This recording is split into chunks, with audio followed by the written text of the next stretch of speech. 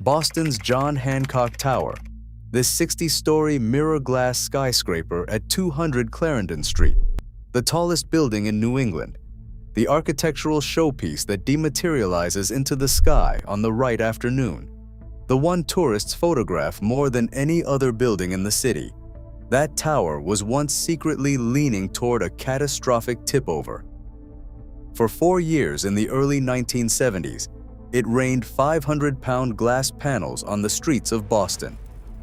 More than 5,000 of its 10,344 windows had to be ripped out and replaced with raw plywood.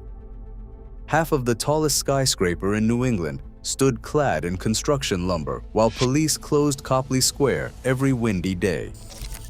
And then engineers discovered something worse than the falling glass. So how does the most beautiful building in Boston nearly fall over on top of the city below it? But first, let's go back to when this tower was supposed to be the future. This is the John Hancock Tower, 60 stories, 790 feet tall, located at 200 Clarendon Street in Boston's Back Bay, directly across Copley Square from the 19th century Trinity Church. When it topped out in 1972, it was the tallest building in all of New England and one of the most architecturally ambitious skyscrapers ever attempted in the United States. The developer was the John Hancock Mutual Life Insurance Company, one of the largest financial institutions in America at the time. The architect of record was Henry N. Cobb, partner in charge at I.M. Pei and Partners. Pei was the firm's head and the name everyone remembered, but the Hancock Tower was Cobb's building, Cobb's vision, Cobb's reputation on the line. He made one decisive design choice that defined everything that followed. The floor plate would not be a rectangle. It would be a rhombus, a parallelogram. Two narrow ends pointed northeast and southwest. Two broad reflective faces turned toward Copley Square. A vertical notch was cut into each narrow end, splitting the silhouette in two. The whole thing was wrapped in a curtain wall of blue-tinted mirrored glass that appeared frameless from the street. From the right angle, on the right afternoon, the tower simply disappeared into the sky behind it.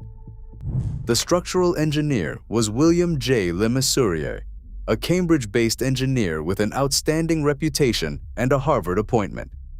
Hold his name. He will return later in this story in a way nobody saw coming. By every measure that mattered to Boston in 1972, the John Hancock Tower was supposed to be a triumph, the most expensive piece of architecture in New England. A landmark insurance company building. A statement that Boston could compete with New York and Chicago. And then the residents of Copley Square started ducking behind sawhorses.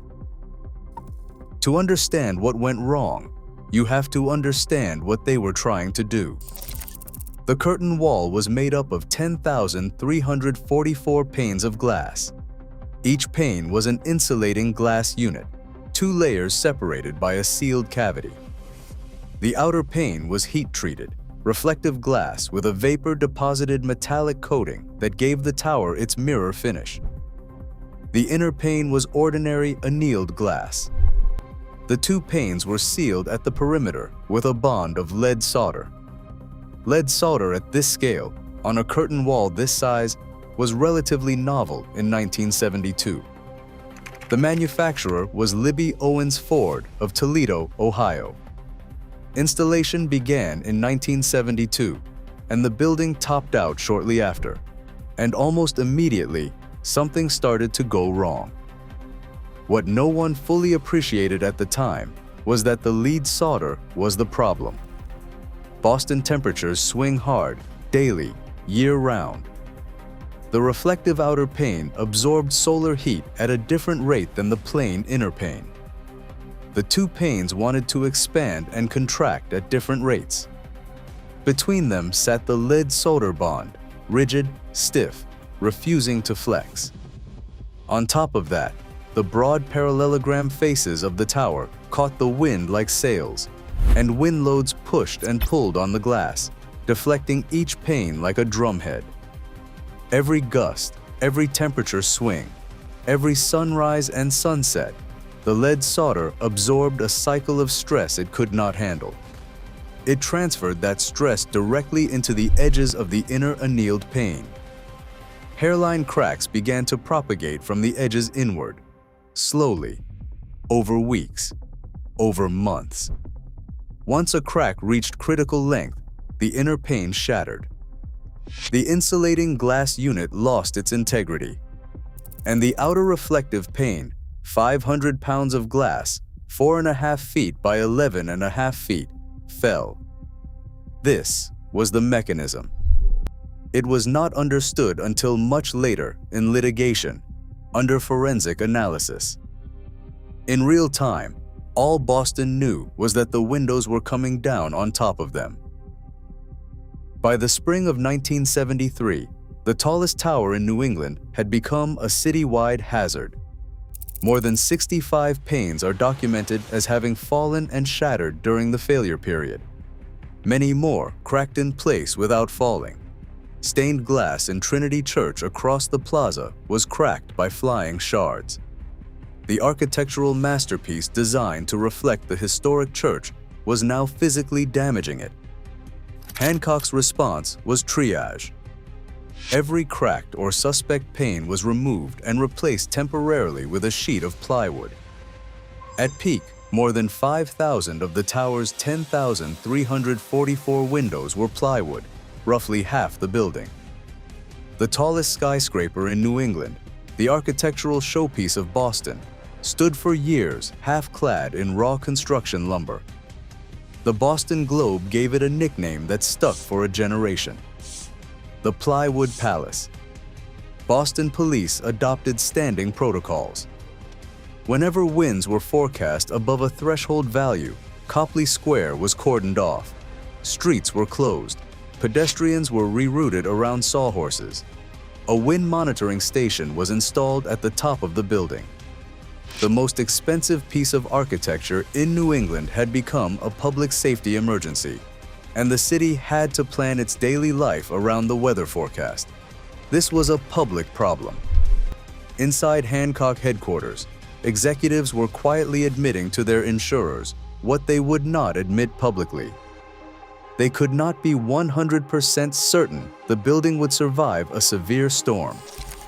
If a 500-pound glass panel falling 50 stories onto Copley Square sounds insane to you in 2026, hit that subscribe button right now. We dig into the engineering disasters most channels won't touch, the buildings, the bridges, and the cover-ups that should have ended careers but never did. Now back to the story, because the falling glass was only the visible problem. The invisible one was much, much worse. Eventually, the entire curtain wall was replaced. All 10,344 panes were stripped out and rebuilt with single-pane, heat-tempered glass. Toughened glass. No insulating glass units. No lead solder. No differential stress. If a tempered pane ever failed, it would dice into thumbnail-sized fragments instead of falling as a 500-pound sheet. The replacement ran from 1975 into 1976. The cost was somewhere between $5 and $7 million in the 1970s. The glass problem was real. The glass problem was visible. The glass problem was on the front page of the Boston Globe every week. The glass problem was not the worst problem. In 1975, with the building still half in plywood, John Hancock and its insurers brought in a Swiss structural engineer named Bruno Thurlemann. Thurlemann was a full professor at ETH Zurich, the Swiss Federal Institute of Technology, the European peer of MIT, and one of the leading authorities in the world on structural concrete and steel. They asked him to evaluate the tower independently. He came back with two findings. The first was that the parallelogram floor plate, combined with the building's unusual stiffness distribution, made the tower susceptible to torsional oscillation, a twisting motion in the wind. Occupants on the upper floors, even in moderate winds, would feel a stomach-turning rotational sway. That was bad enough on its own. The second finding was much worse. Under a sufficiently severe wind event, a once-in-decades nor'easter, or a hurricane tracking up the New England coast, the tower had a structural mode in which it could rigid body tip, not crumple, not buckle, not collapse floor by floor, tip, about its narrow axis, like a domino. Le Mesurier, the engineer of record, reviewed Thurlemann's analysis. He confirmed it. The tallest building in New England, with 5,000 plywood windows still in place, could fall over in a storm. What happened next is one of the most extraordinary engineering rescues in American history, and almost nobody outside the industry knows about it. Through 1975 and 1976, the John Hancock Tower was rebuilt from the inside while the public watched the glass replacement happen on the outside. The plywood was a distraction. The real work was happening behind the walls. 2 tuned mass dampers were installed on the 58th floor. Each one weighed 300 tons. Each was a steel box roughly 17 feet by 17 feet, filled with lead, riding on a thin film of oil on a polished steel plate, tied to the building's frame with springs and shock absorbers.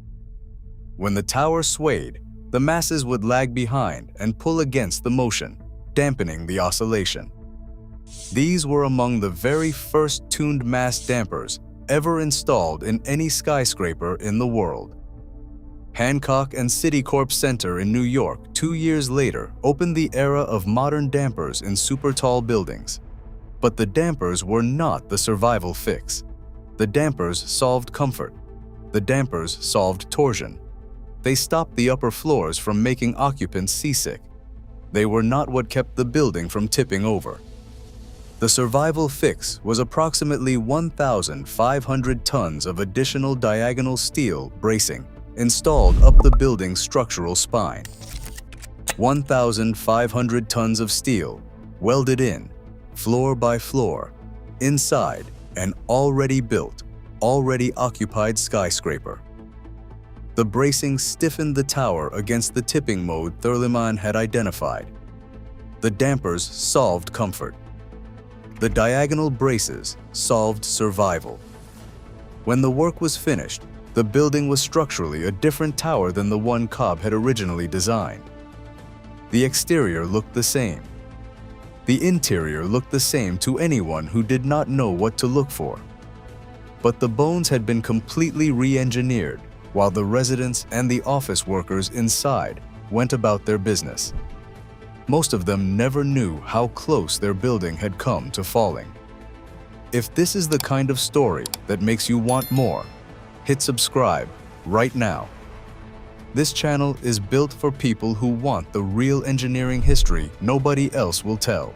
The disasters, the cover-ups, and the rescues that should have made the front page but ended in sealed settlements instead. Now back to the story, because the most extraordinary part of this whole thing is what the structural engineer did next. In 1981, John Hancock settled out of court with I.M. Pei and Partners, Libby Owens Ford, Le Mesurier Associates, and the subcontractors. The terms were sealed. The reported total was around $7.5 million distributed among the parties. The case became a landmark in construction litigation and forensic engineering.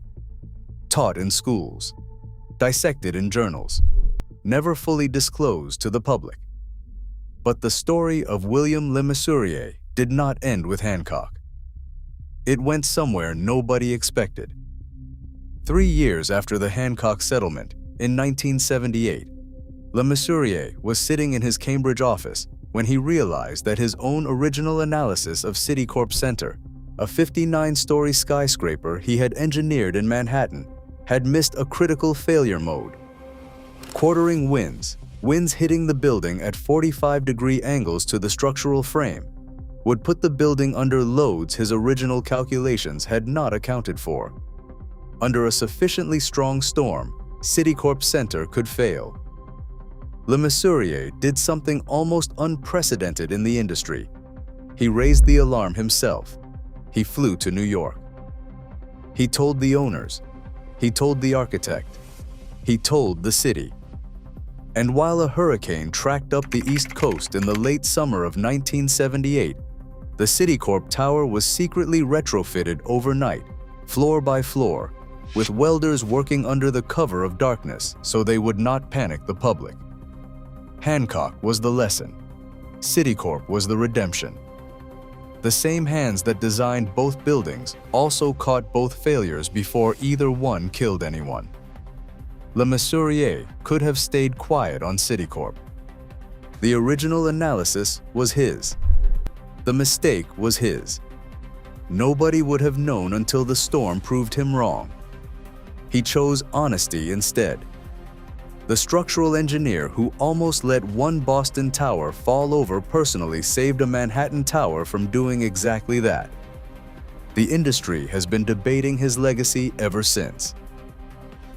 Henry Cobb designed an architectural masterpiece, and it nearly destroyed him. For years afterward, his name carried the Hancock Tower the way a sentence carries a comma. Cobb of the Plywood Palace, Cobb of the falling glass, Cobb of the building that almost killed Boston. The architectural press treated him as a cautionary tale for an entire generation. And yet, in 2011, the American Institute of Architects gave the John Hancock Tower its 25-year award. The profession's quiet acknowledgement that the building, in the end, had become what Cobb had originally drawn. Beautiful, elegant, the mirror in the sky that disappears into Boston's afternoon light.